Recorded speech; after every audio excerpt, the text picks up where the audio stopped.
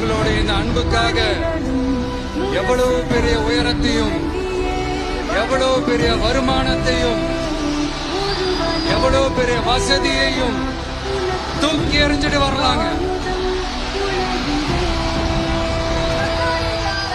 உங்களோட இந்த அன்பை விட, இந்த பாசத்தை விட, உங்களை விட எனக்கு இந்த உலகத்துல வேற எதுவுமே பெருசா தெரியல.